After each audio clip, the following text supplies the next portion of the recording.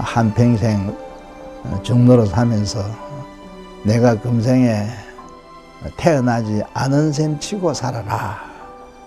네가 너희들이 노력했다 해가 너가 따로 무슨 돈을 가질 수 있느냐 이거예요. 매사에 말로만 한 게 아니고 실천해 주시는, 당신한테 응표하시고 상자들한테 응표하시고 남한테는 관대하시고 그런 신분이었어요.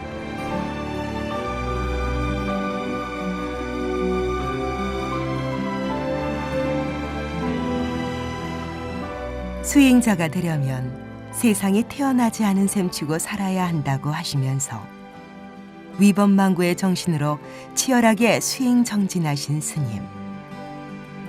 바늘 끝도 안 들어갈 만큼 엄격하고 옳고 그름이 분명한 판단력, 공평무사하고 청렴 고결한 성품의 벽안 스님은 통도사 주지를 두만기 하시면서 통도사를 으뜸 사찰로 일구셨고, 중앙종회의장을 3차례나 연임하시면서 종단 행정의 기틀을 세우셨다.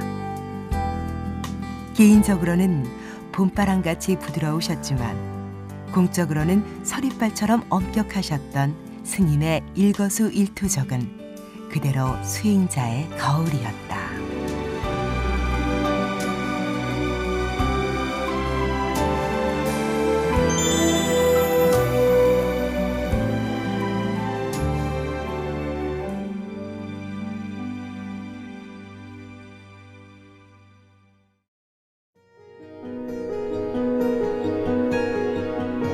신라 제27대 선동여왕 15년에 대국통 자장스님이 창건하신 국내 제1대가람 영축산 통도사. 통도사가 우리나라에서 첫손에 꼽는 으뜸사찰로 불리는 것은 부처님의 진신사리와 금난가사를 모셨기 때문이요, 부처님과 닮은 수행자들이 많이 계셨기 때문이다. 벽안 큰 스님 또한 통도사 주지를 2차례나 역임하면서 통도사를 삼보사찰 중에서도 으뜸사찰로 일군 주인공 중에 한 분이시다.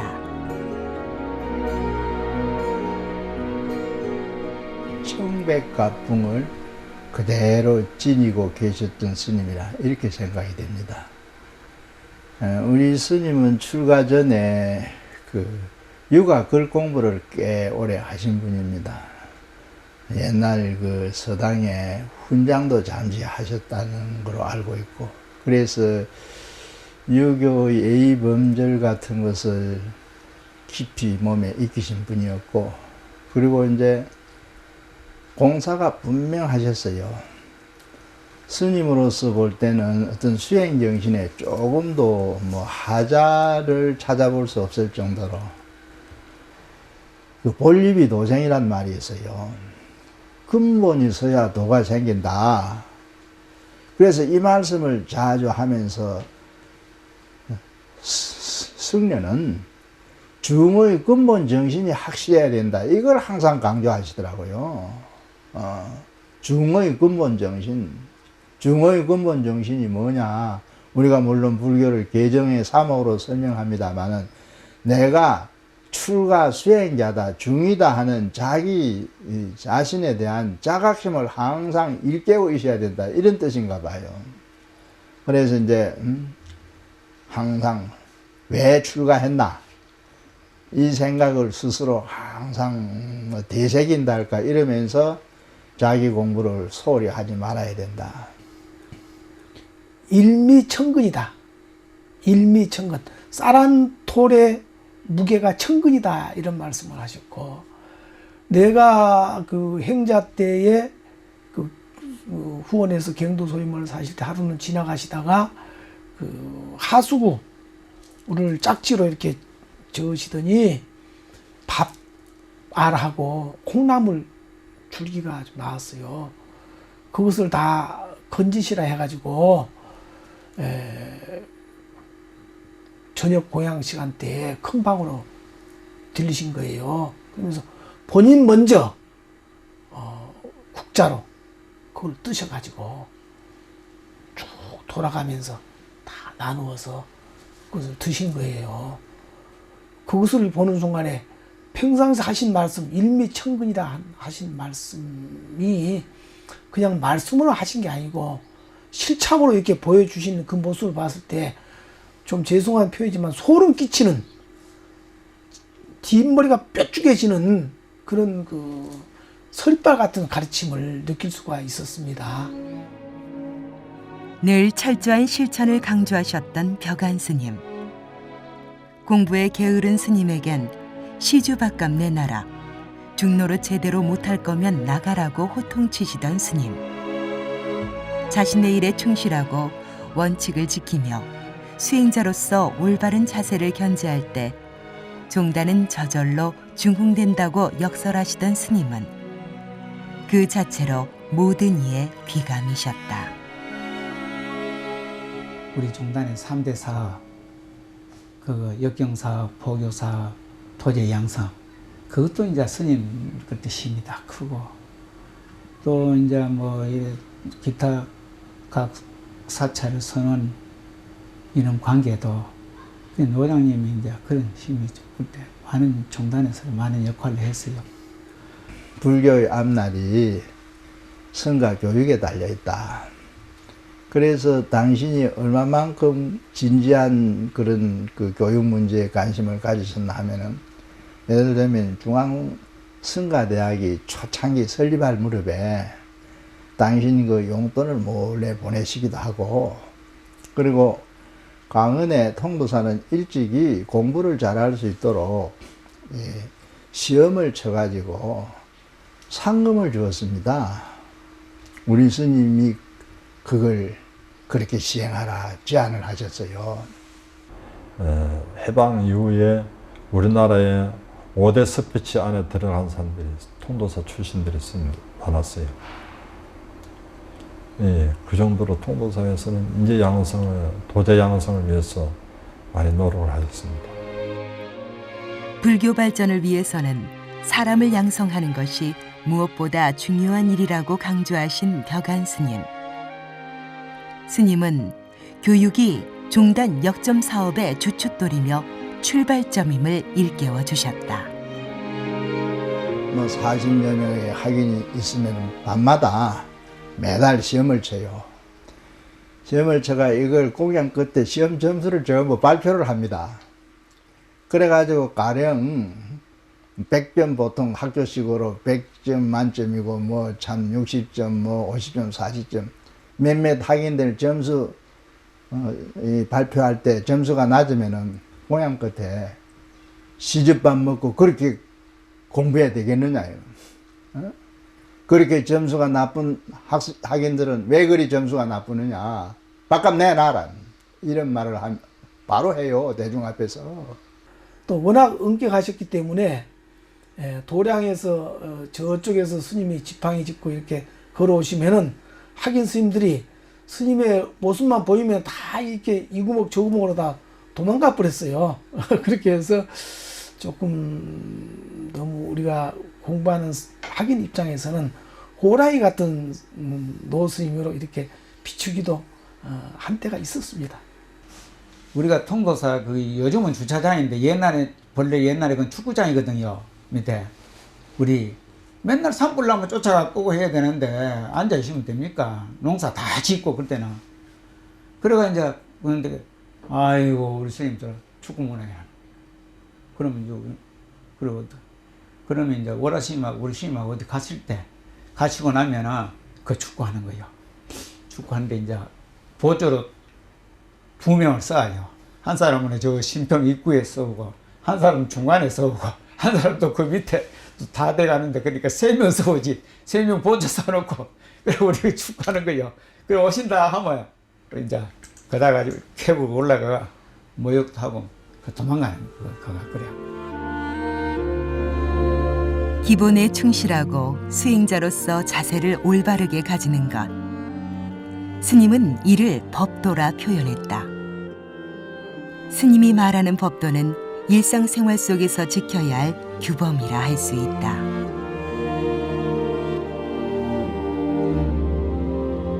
스님 방 가니까 신도님이 인사를 드리고 나오면서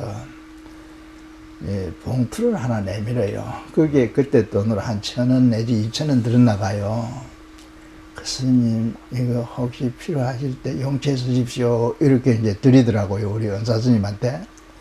그러니 스님께서 정중하게 받아 이거 법당에 가면은 불전함이 있으니까 불전함에 넣고 가십시오 이러시더라고요. 그래서 그 내놓는 봉투를 신도님이 가져가셔가지고 법당에 가면은 불전함이 있으니까 거기 넣으십시오 이러더라고요. 개인적으로 안 받아요.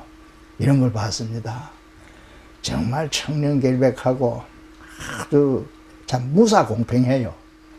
그래 밖에 한번 나가시면 사무실에 여비를 그때는 타가 나왔었어요. 옛날에. 다 타가 나가시면 보니까 그때만 해도 옛날이지만 택시가 안 타요. 딱 버스 타고 그때는 이제 버스에 거기 돈도 받고 하는 그거 저기 차장 아가씨가 있었거든요. 그러면 이제 어리니까 언제나 버스 탈 적에 앞에 오를 거 아닙니까? 내가 뒤따라 오르고 딱 오르면은 차빈 자기 손으로 딱 내보는 거예요, 그 아저씨한테. 그럼 나는 차비 한 푼 안 내도 돼. 노장님이 막 그러더라고. 그래 이제 나중 볼일 보고 돌아왔다 아닙니까?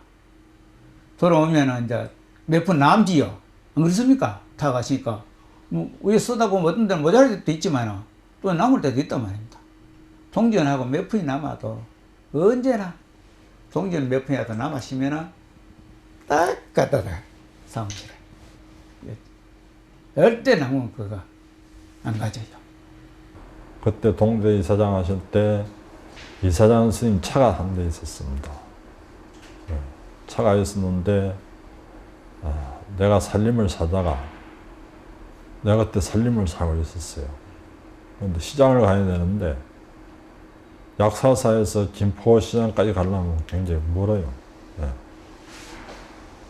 그런데 이제 그때 마침 스님이 출근하신 시간이라 스님 저 시장 가는 출근하신 도중에 저 시장에 내려주시면 안 됩니까? 그러니까 야 이놈아 이 차는 공용으로 나온 차지 너 타라고 나온 차가 아니다. 너는 걸어가거라.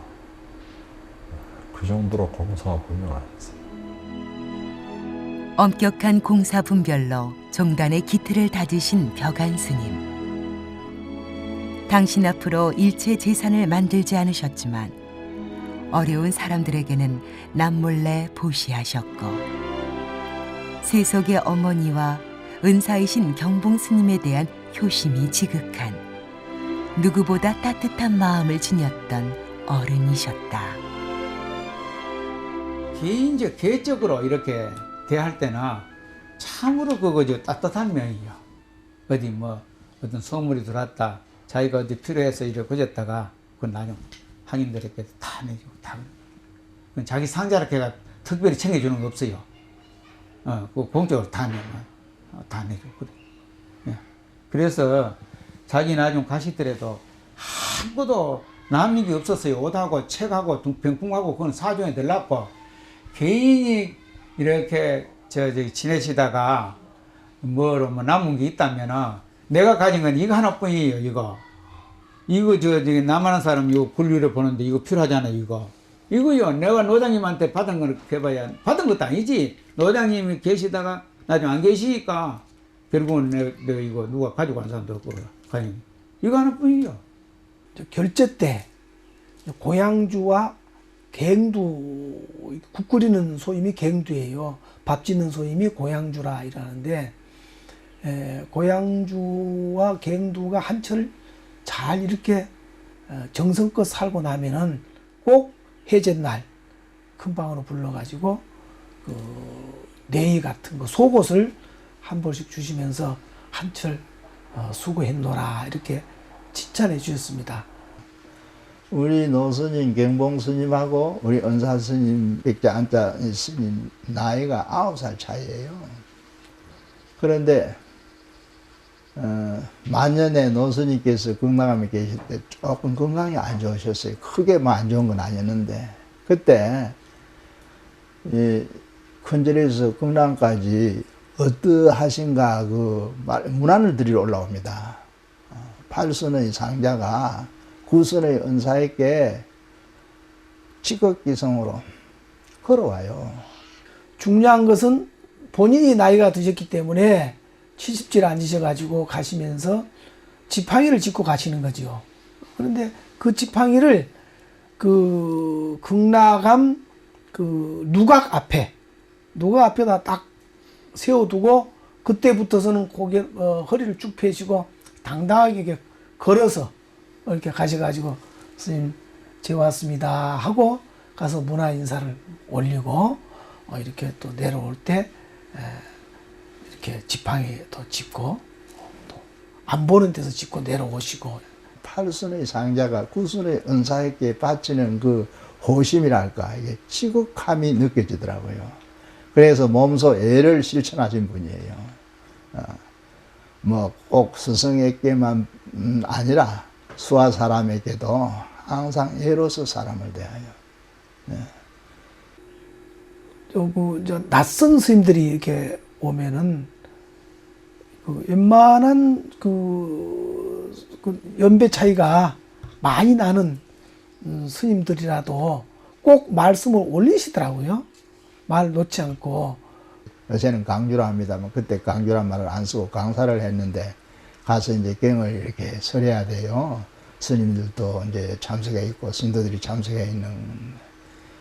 그런데 스님께서 젊은 상자가 이제 법문을 한다고 이제 그 법상에 올라가면요. 맨 앞에 서가지고 절삼배를 딱 합니다. 그거는 안에 사람을 어떤 키워준다는 뜻도 있지만 대중의 법도를 몸소 보이시는 거예요. 그래서 절 세 번을 딱 하고 앉아서 정말 진지하게 듣고 있어요. 예. 그런 거 참 감동스럽다고 할 수 있는 모습들이더라고요. 지금 생각해 보면은. 스님께서는 청렴하고 온화한 성품으로 모든 일을 처리함에 있어 이치에 맞고 공평무사하게 처결하시어 후학들의 귀감이 되셨다. 1987년 12월 25일 통도사 정묵당에서 임종계를 남기고 원적에 들었으니 세수 87세, 범납 50세이셨다. 올해 술을 노하실 것 같은 이런 예감이 들 무렵이었는데 그날도 많이 그 미열로 신고를 하시다가 이렇게 곧 임종하실 것 같아서 본사 주지스님 지금 방장 스님께서 당시에 주지스님 하셨습니다. 그 다음에 월자 하자 방장 스님이 계실 때에 또 연락을 드리고 해서 여러 어른 스님들 다 오신 상태에서 저녁 그때 당시 시간이 8시 43분인 걸로 기억이 되고 있습니다. 그래서 스님께서 굉장히 가쁜 숨을 쉬실 때 내가 이렇게 스님을 안아서 이렇게 숨쉬기 좀 편안하시도록 고개가 뒤로 좀 제껴지시도록 해드렸더니 스님께서 이렇게 가쁜 숨을 이렇게 쉬시다가 그 입적에 드시는 모습을 바라볼 수가 있었습니다.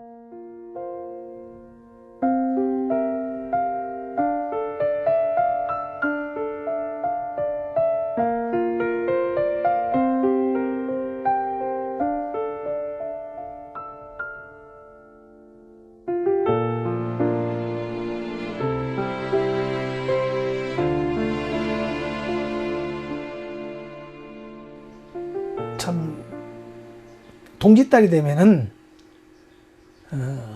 제가 참 힘들어요. 스님 마지막 가셨던 그 장면이 자꾸 동짓달이 되면 자꾸 이렇게 생각이 나요. 그래서 동짓달이 되면 내가 조금 추워도 마스크도 안 하고 이렇게 많이 걷습니다. 이런 뷰어른 같은 분들이 좀 많이 계셔야 사는 맛이 나고, 또 어른들이 많이 계시면 잔소리는 많이 들을진저 훈훈한 맛이 나고, 또 사람 사는 맛이 나고, 또 수행하는데 많은 지표가 되고 중노라 하는데 많은 도움이 될 거라 생각해요. 우리 종단에 백안 스님 같은 이가 아닌 말로 한 2분이나 3분만 있어도 참으로 말이야 모든 게 원만히 이루어질 것이고 참 희망적인데, 참 노장님 같은 분이 없다 이러더라고요. 수양사님이 강동 800이란 말이 있어요. 한 훌륭한 어른의 그 영향력이 산이 저 멀리 700리의 참 그림자를 이렇게 만들어 주듯이 그 음덕이 여러 사람에게 영향을 준다는 얘기죠. 그래서 이제 우리는 아직도 이제 그 은사 스님의 그 음덕을 그리워하고 있습니다.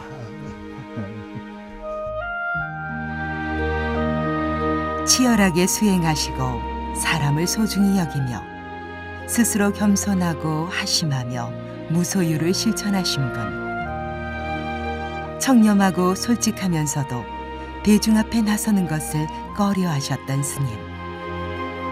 그러면서도 종단의 큰 일에 임해서는 몸을 아끼지 않고 임하신 스님. 스님은 우리 곁에 계셨던 부처님이셨다.